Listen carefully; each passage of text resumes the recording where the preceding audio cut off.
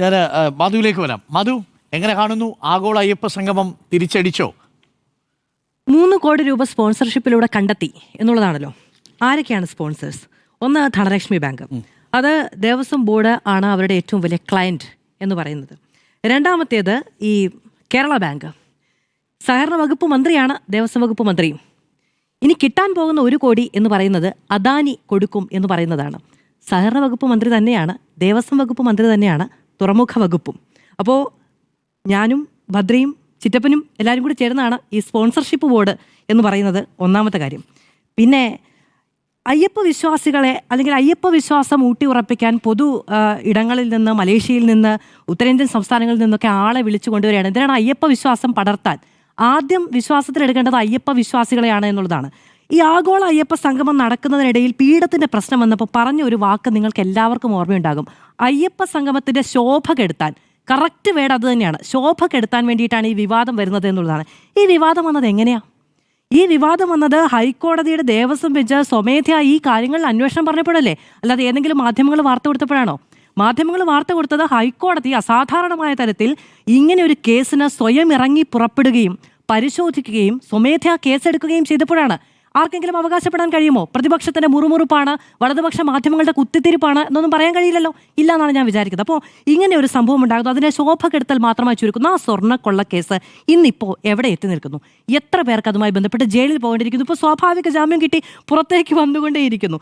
ഇതൊക്കെയാണ് അതുമായി ബന്ധപ്പെട്ടൊരു കാര്യം എനിക്ക് ചോദിക്കാനുള്ളത്. ലോക വിജയം എന്നുള്ളതാണ് ഗോവിന്ദ മാഷ് അന്ന് ഇതിനെപ്പറ്റി വിശേഷിപ്പിച്ചത്. ആഗോള അയ്യപ്പ സംഘം, ഞാൻ അത് വിജയമാണോ വിജയക്കുറവാണോ എന്നൊന്നും പറയുന്നില്ല കേട്ടോ. കേരളത്തിലെ 3 സാമുദായിക സംഘടനകളെ അണിനിരത്താൻ സർക്കാരിൻ്റെ ഒരു ഇലക്ഷൻ തൊട്ട് മുൻപ് കഴിയുന്നത് രാഷ്ട്രീയ വിജയമാണ്. അതിനെ ലോക വിജയമായി പാർട്ടി സെക്രട്ടറി കാണുന്നതിൽ എനിക്ക് കുറ്റം പറയാൻ കഴിയില്ല.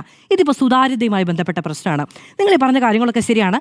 ജിമ്മി സാർ പറഞ്ഞതുപോലെ കൃത്യമായിട്ട് ഇതിൽ സ്പോൺസേഴ്സിനെ കണ്ടെത്താൻ കഴിഞ്ഞില്ല എന്നുള്ളത് പ്രധാനമാണ്, ഏറ്റവും പ്രധാനപ്പെട്ട കാര്യം തന്നെയാണ്. പക്ഷേ ഈ ബില്ലുകളിൽ വന്നിരിക്കുന്ന മാനിപ്പുലേഷനെ കുറിച്ച് നമ്മൾ പറയേണ്ടതുണ്ട്.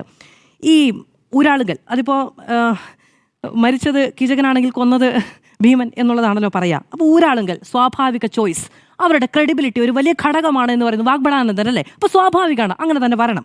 പക്ഷേ ഇവരിതിന് സബ് കരാർ കൊടുത്തിട്ടുണ്ട്. ഇത് നോക്കൂ, 5939 രൂപയാണ് ഡെയിലി ഫുഡ് അലവൻസ് എന്ന് പറയുന്നത്. ഇവരുടെ സബ് കോൺട്രാക്ട് കൊടുത്തിരിക്കുന്ന ഒരാളുടെ ഡെയിലി ഫുഡ് അലവൻസ് എന്ന് പറയുന്നത്. ഇത് ആക്ച്വൽ ബില്ലിലേക്ക് IICയുടെ ബില്ലിലേക്ക് വരുമ്പം 73K ആണ്. എത്ര ശതമാനം വർദ്ധിച്ചിട്ടുണ്ട്?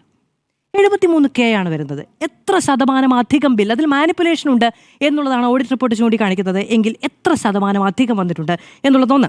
ഈ ആർട്സ് ആൻഡ് ക്രാഫ്റ്റ് വില്ലേജ് ആണ്, നമുക്കറിയാവുന്നതാണ്. ഈ സബ് കോർട്ടേഷൻ കൊടുത്തിരിക്കുന്നത് ഒരൊറ്റ ഇൻസ്റ്റൻസ് പറഞ്ഞുകൊണ്ടാണ് ഞാൻ ഈ പറയുന്നത്. അതിൽ അവർക്ക് കൊടുത്തിരിക്കുന്ന കരാറ് തന്നെയാണ്. അവർക്ക് കൊടുത്തിരിക്കുന്ന അവർക്ക് കൊടുത്തിരിക്കുന്നത് 9 ലക്ഷത്തിനാണെന്ന് അവർ പറയുന്നു. IICയുടെ ബില്ലിൽ വരുമ്പോൾ എത്രയാണെന്നറിയാമോ? 15 ലക്ഷം. എത്ര വ്യത്യാസം വരുന്നുണ്ട്?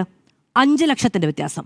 കരാർ കിട്ടിയവർ പറയാണ് ഞങ്ങൾക്ക് 9 ലക്ഷം എന്ന്, കരാർ കൊടുത്തവർ പറയാണ് 15 ലക്ഷം എന്ന്. വ്യത്യാസം വരുന്ന 5 ലക്ഷം. ഈ രീതിക്കുള്ള മാനിപ്പുലേഷൻ ആ ബില്ലിൽ വരുന്നുണ്ട് എങ്കിൽ ഇതേ ഊരാളുകൾ, ക്രെഡിബിലിറ്റിയുടെ അങ്ങേയറ്റത്ത് നിൽക്കുന്ന ഇതേ ഊരാളുകൾ സംസ്ഥാനത്തെ എത്ര കാര്യങ്ങൾ ഇപ്പൊ ഇന്നതാ ഈ ഇടതുപക്ഷം കൊട്ടിഘോഷിക്കുന്ന സമരം നടക്കുന്ന ദിവസം സമരത്തിൽ പങ്കെടുക്കാതെ MLA ഹോസ്റ്റലിലെ പണി തുടരുന്നു എന്ന് മാധ്യമങ്ങൾ റിപ്പോർട്ട് ചെയ്ത അത്രയും പ്രിവിലേജ്ഡ് ആയിട്ടുള്ള ഊരാളുകൾ മറ്റെന്തൊക്കെ പ്രൊജക്ടിന് കേരളത്തിൽ നേതൃത്വം കൊടുക്കുന്നുണ്ട് എന്നുള്ളത് ദേശീയപാതയുമായി ബന്ധപ്പെട്ട് എനിക്ക് ആരോപണമില്ല കേട്ടോ. അവർ ആ കാര്യത്തിൽ ഇതുവരെ അവർക്കെതിരെ യാതൊരു സാധനം വന്നിട്ടില്ല മറ്റുള്ളതിൻ്റെ കാര്യത്തിൽ. അപ്പോൾ മാനിപ്പുലേറ്റ് ചെയ്യാൻ അറിയാവുന്നവർ ഇന്നെടുത്ത് മാനിപ്പുലേറ്റ് ചെയ്യും, ഇന്നെടുത്ത് മാനിപ്പുലേറ്റ് ചെയ്യാൻ നിൽക്കില്ല എന്ന് ഞാൻ വിചാരിക്കുന്നില്ല. അപ്പോൾ അതിലൊരു മാനിപ്പുലേഷൻ എന്ന ആരോപണം അവർ നേരിടുന്നുണ്ട്. ഇനി ആദ്യം ചില്ലി പൈസ സർക്കാരിന് ചെലവില്ല എന്ന് പറഞ്ഞല്ലോ. ഈ പ്രോട്ടോകോൾ ഓഫീസർ ആരാ? സർക്കാരിൻ്റെ ഭാഗമാണോ ദേവസ്വം ബോർഡിൻ്റെ ഭാഗമാണോ? അപ്പോൾ എന്തിനാണ് ഇദ്ദേഹത്തിൻ്റെ പേരിൽ ബില്ല് വരുന്നത് എന്നുള്ളതൊരു ക്വസ്റ്റ്യൻ. ഇനി അതിലെ കൗതുകകരമായൊരു കാര്യം, ദേവസ്വം ബോർഡ് അധ്യക്ഷൻ്റെ പേരിൽ ഒരു ബില്ലുണ്ട്. ആ ബില്ല് ഏതാണ്ട് 10-25,000 രൂപയുടെയാണ്.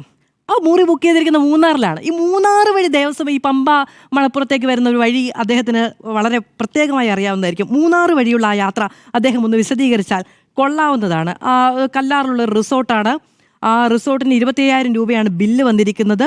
വൈൽഡ് മിസ്റ്റ് എന്നാണ് അതിൻ്റെ പേര്. Devaswom board president. മറ്റുള്ളതൊക്കെ ഈ പ്രോട്ടോകോൾ ഓഫീസറുടെ പേരിലാണ് ഉള്ളത് എന്നുള്ളതാണ്. ഞാൻ ഇത്രയാണ് ഈ ഘട്ടത്തിൽ പറഞ്ഞു വെക്കുന്നത്. മറ്റുള്ളത് ബാക്കി പറയാം.